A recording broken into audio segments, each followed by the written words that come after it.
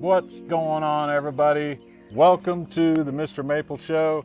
We got another amazing 10 at 10 for you today. Got a great selection of plants here. We're hanging out over here in the garden listening to the birds chirp behind us. Man, it's summer. Summer is here. It's getting hot. Too hot to be in the greenhouses right now. You Get this part of the day, you're ready to get out of greenhouses and start doing some other things. So we moved the 10 at 10s outside to the garden. Show you guys a little bit of what we're hanging out in today. Really cool to be here. Appreciate everybody tuning in. Yeah, guys, if you're in the premiere right now, make sure to go crazy in that chat. Yeah. Because, guys, we got some awesome trees today. And starting off, one of my favorite species of trees, just to say, you know, it's an awesome species, but I love saying the name, Metasequoia glyptostroboides. We got Northlight, also known as Sherman's Nordlicht. This is a really cool yellow dwarf metasequoia. I love this one because whenever it's first starting to leaf out during the springtime, I mean, it's almost white, given that kind of northern light looking feel to it. And it's a very beautiful tree. Yeah, great dwarf variety of the Don Redwood. And if you want to really sound like a plant expert, just saying that name to people is quite impressive. I have a couple of these. I have one in a bonsai form, which is super cool. Maybe I can get a picture to throw up here in the video for you guys, just to show you kind of what I've been working with. And I also have a larger one in my garden. They just have such a great presence in the garden. With the redwoods, man, there's like really nothing else out there like it. I mean, you can get into like some of the taxodiums, get in close to that feel, but they have a real feathery feel to it, the way that foliage holds, especially on these dwarf brooms, because they're more tight and compact. This is going to get maybe 4 to 5 feet in 15 years. So you can plant this in a small space and not have to worry too much about it overgrowing that. Now, obviously, everything grows. If it's still alive, it's growing. We don't say mature heights here at MrMaple because we believe that if the tree's alive, it's still growing. So if it's there for 100 years, well, you're going to have growth every year. But this one you can expect to be way smaller, way dwarf compared to like Don Redwoods, the straight species, or some of the cultivars like that. So really cool witch's broom. Definitely one that if you're into conifers, you need a deciduous conifer. Get some nice kind of golden fall color on this as well. So it's a really cool plant. Yeah, one you're not going to be disappointed in. Has so much contrast in the garden with that yellow and white that it provides. It's going to contrast against those reds, those purples, even against some of those other yellows, because you're going to get that contrast of the texture. Absolutely. It's going to look dope. Yep. Really cool, nice little 1 gallons, great shape and size on these already. Picked these up today. All right, guys, next up, we got a really cool Japanese maple. We got Acer Palmatum Manyo nosado.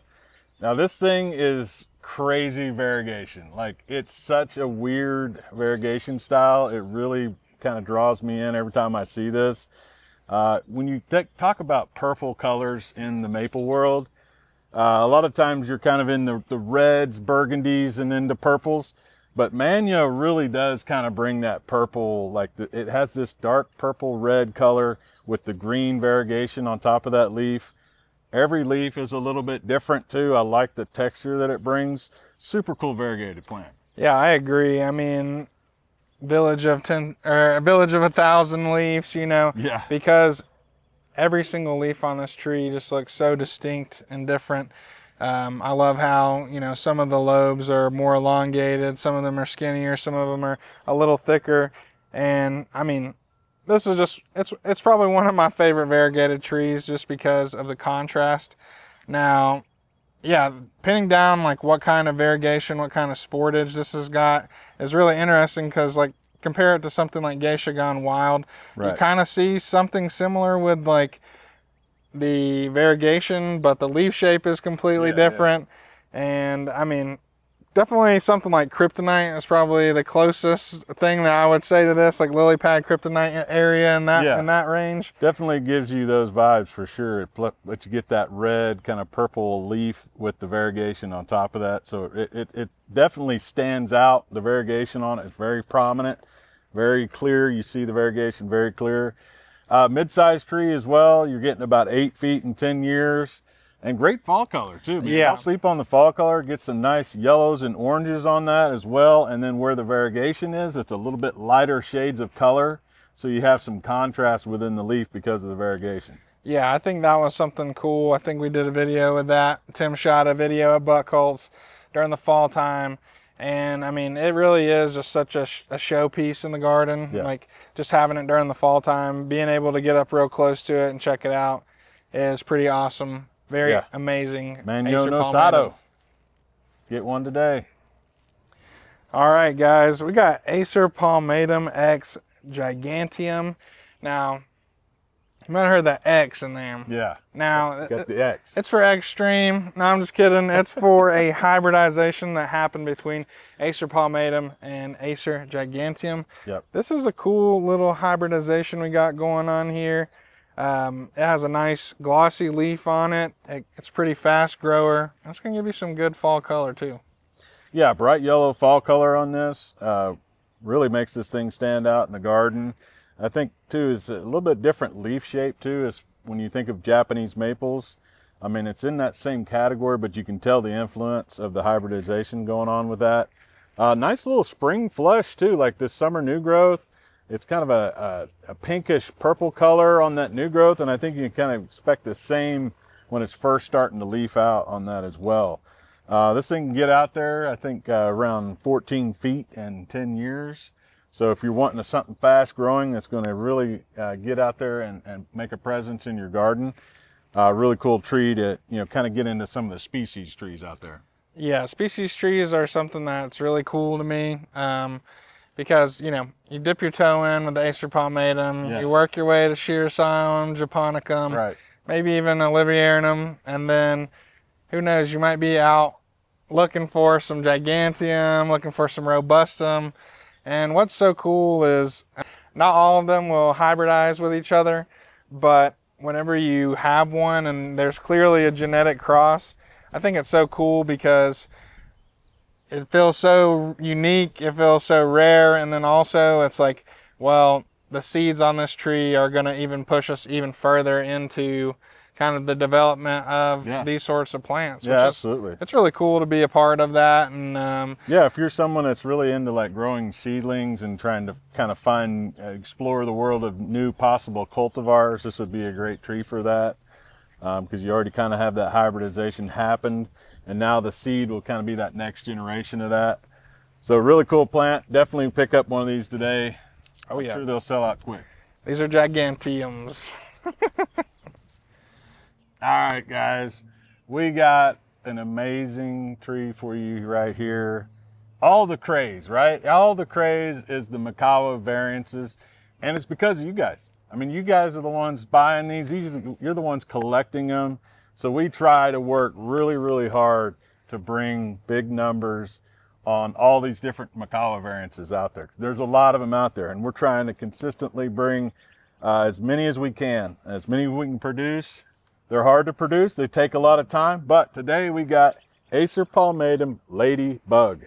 Yeah, I mean, ladybug, very, very slow growing tree. Yeah. This is for those miniature lovers, you know, people that enjoy maybe some container gardening. They have, you know, a little fairy garden action, maybe a collection of Makawas. And this ladybug, man, it's going to look great in the garden, giving you some nice, like, orangey, bronzy, yellow colors. Yeah. It's really nice. We have one of these planted, like, right next to the office. And it's one that just pulls my eye personally every time, like especially during the early spring. Comparatively to some of those other Makawas, I feel like it has a little bit of a range, you know, whether it's kind of like a darker orange, leaning more towards that red color. And I feel like it looks pretty different every single day. And this one's a cool one. Yeah, definitely a cool tree. I mean, this is a newer introduction from MrMaple, their Area 51 collection. You know, when the MrMaple bros put a name on something and put it out there, they're serious about it. They've took the time to evaluate it, compare it, and say, hey, you know what? We feel like this one has a color that needs to be out there in the market. So Ladybug definitely gives you an amazing spring color on that. Really small growing variety, about 3 foot in 10 years. I mean, this thing takes some time to get out there. But again, like if you have a small garden and you need some dwarf trees that are not going to outgrow that space, is perfect selection for that.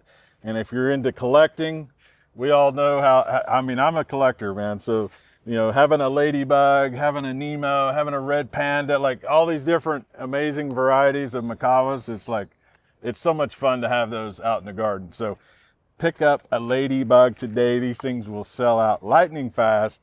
I mean, we try to put as many as we can on there, guys, but we got a lot of customers, so they get in there and they buy them up. So, and we keep a close eye on that too. I know sometimes we'll see comments about people saying, you know, maybe you shouldn't sell more than one per customer. We try to follow that rule. One per customer when you get online to order. That's usually how it rolls. So. Yeah, I know Nigel's rocking that bot detection, Yep. you know, making sure that nobody's up there with some help from the AI Right, overlords, yes, man. Exactly. But Ladybug, it's one you guys aren't going to want to miss out on. Very beautiful tree. All right, guys. We got a little bit of a Yano introduction. One of the maple legends from Japan. You might know him from some of the videos on here on YouTube, or maybe if you're a avid maple book collector, Yano's Book for Maples in English and Japanese. Yeah. Man, whenever I was at World Maple Park, that was amazing, and it was very cool knowing that I had some of Yano's plants. And this plant, Kurayishi, the Red Lion. The Red Lion. This was one of the first plants that I got. I mean, I think I started working in October. I had, you know, dipped my toe with a couple plants. Yeah. And then Kurayishi, we had some large sizes of it. Bought one for my mother for Mother's Day.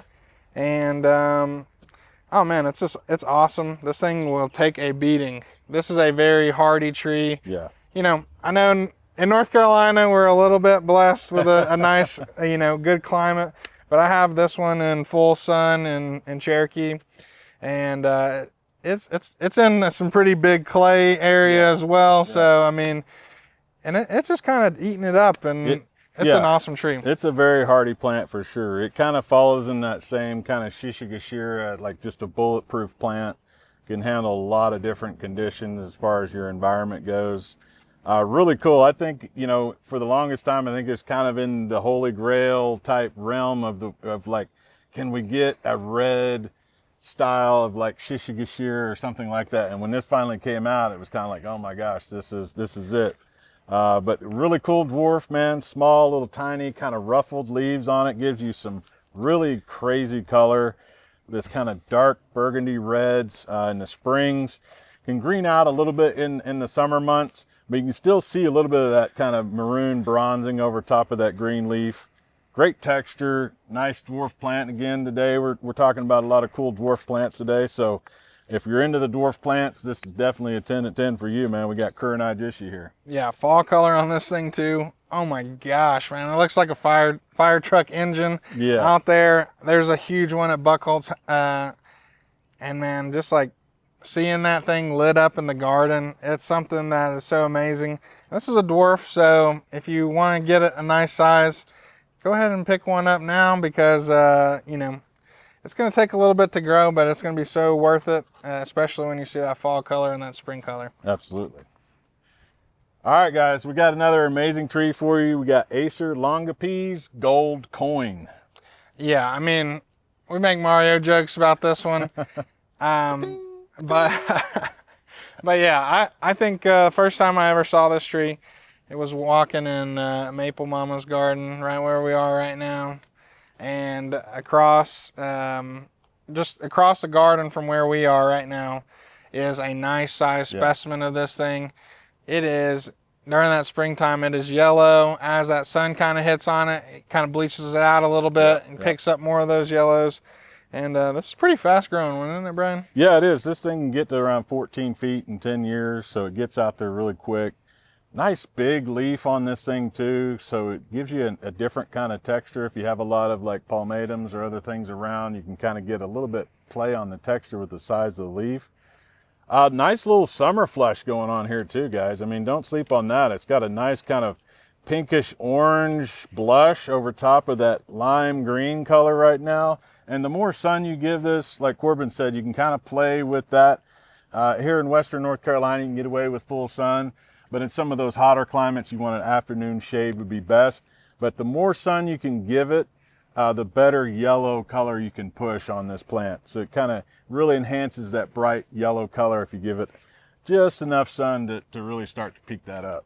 Yeah, and this one's really cool too. A lot of the times this one might trick me into thinking maybe a different kind of species than Longapas. Most of the time I lean more towards like a truncatum or something like that, looking at that new growth. Or Bajarianum, or just, this thing just has such funky looking leaves, but it's so cool because it's one of those ones where as you travel down to the older growth, you start to see more of those consistent leaves, like I guess how the mature leaf looks. And it's just cool for me to see like the contrast of those brand new leaves comparatively to like those old growth leaves.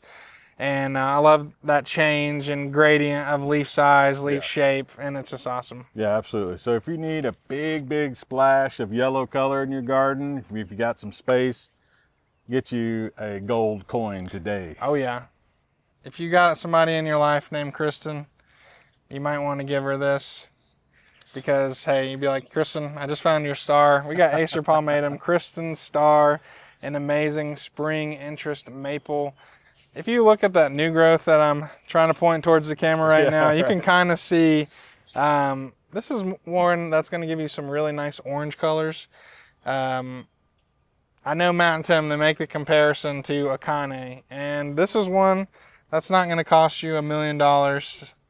This is and it's going to be much more hardier. Yes, plant. definitely. Yeah. Really cool, man. I love Kristen's star. I think, you know, when you get into the spring interest maples, there's a lot of them out there. But Kristen's star, when it's young, it's very vigorous, but it kind of slows down and it kind of gets this like spreading habit to it. Stays relatively short. Gets more, more wide than it does tall. So it's an interesting growth habit on that. And man, that spring color is unreal. Like you can get some like coral pinks, you can get some oranges with like yellow undertones on that. And I think what's exciting about a lot of the spring interest maples is it's that time of the year. You've been waiting all winter long for your maples to leaf back out.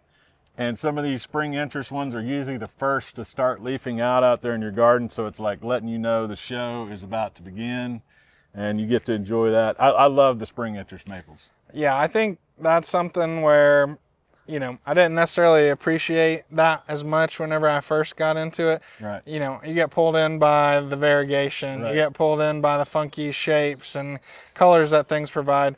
But then as, you kind of develop a taste, or at least for me, it was, oh, wow, Orange Dream is cool. We got stuff like Kristen's Star, where whenever it's flushing, you would describe it as an orange, but it's just like a myriad of colors. Yes. You get like that blush of pink pushing into that orange to where you almost like look at it and you can't tell the difference as much. It's like you're looking at it and the pink emerges and the orange emerges.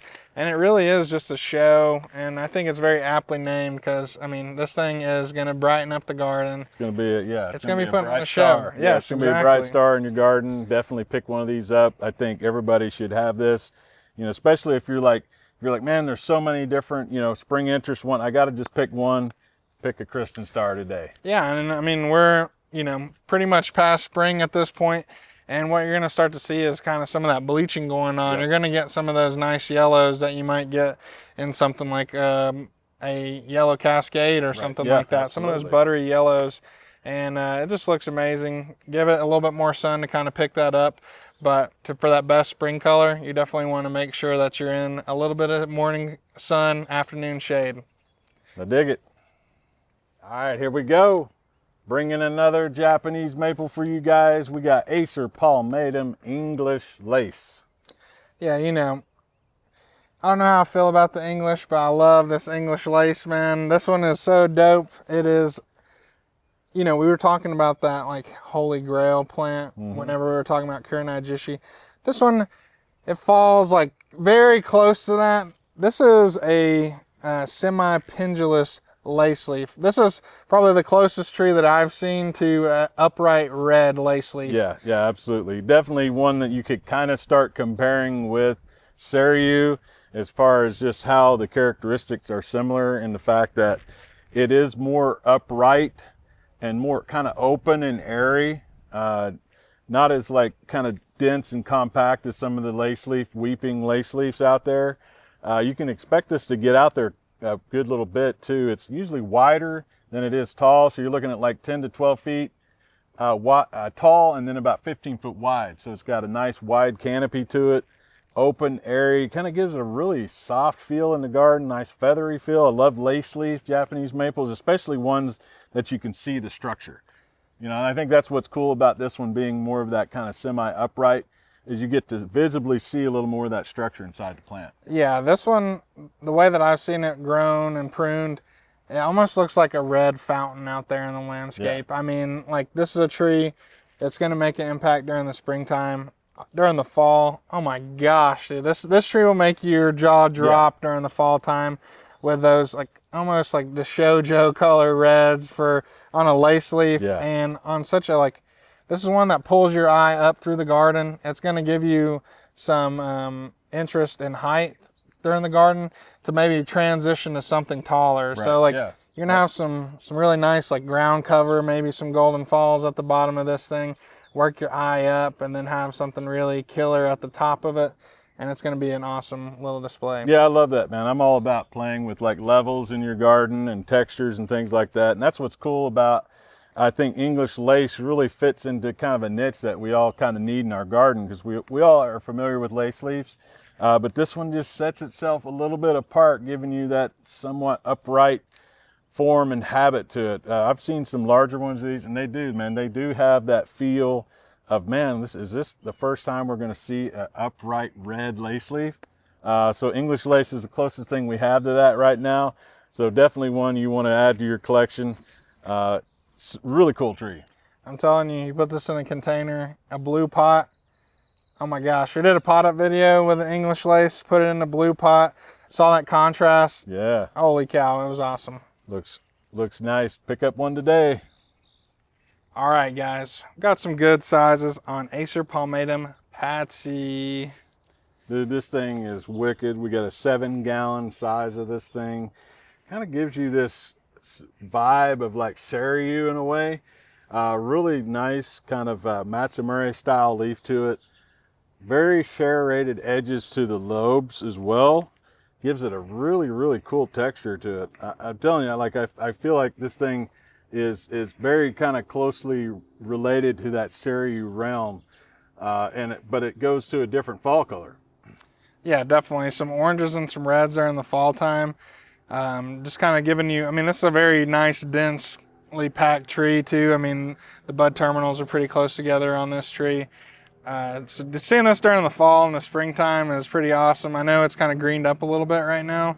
But yeah, stuff that gives this sort of texture in the garden to kind of contrast. I'd love to put this next to maybe some pine trees or maybe some, a boxwood, something to kind of break up that consistent texture, give you something ruffled, something feathery looking, and in a great size as well. I mean, this is really cool to have, a heavily divided Matsumura style that's really nice and upright, 6 to 8 feet in 10 years. That's pretty awesome.